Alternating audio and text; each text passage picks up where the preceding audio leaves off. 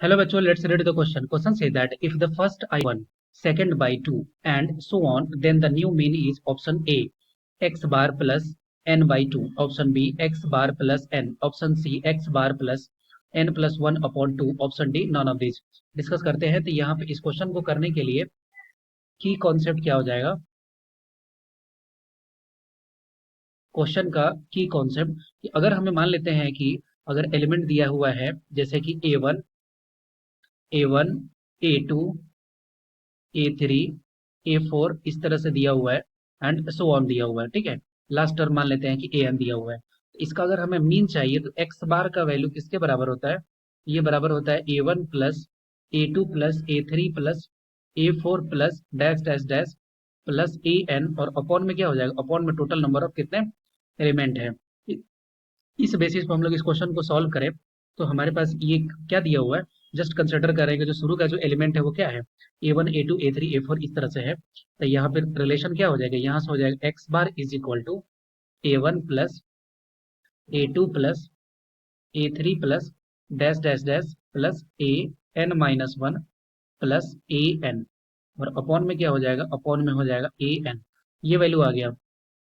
अब यहाँ से हम लोग क्या है कि a1 plus a2 plus a3 का वैल्यू निकाल सकते हैं। तो a1 plus a2 plus a3 plus dash dash dash an, और इसका वैल्यू किसके बराबर हो जाएगा? ये हो जाएगा an x बार के बराबर। इसको मान लेते हैं इक्वेशन 1।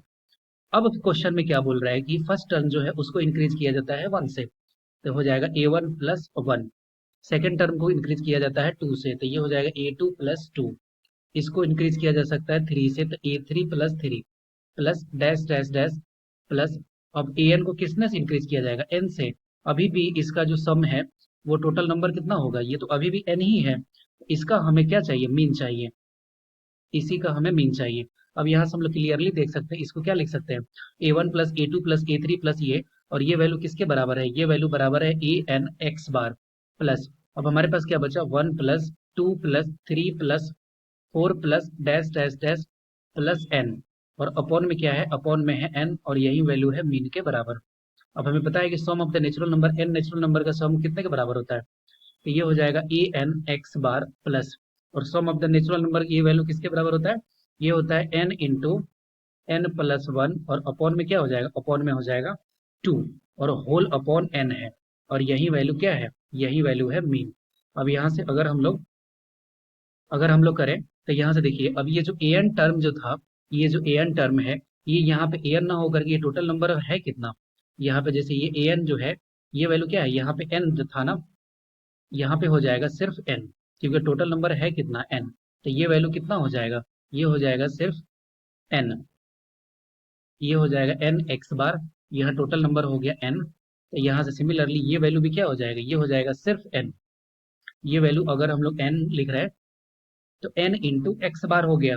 अब ये दोनों को अगर सेपरेट कर रहे हैं तो यहाँ से हो जाएगा सिर्फ x बार प्लस n इन n प्लस 1, और अपॉन में क्या हो गया? अपॉन में हो गया 2, और यही हो गया नया वाला जो मीन है।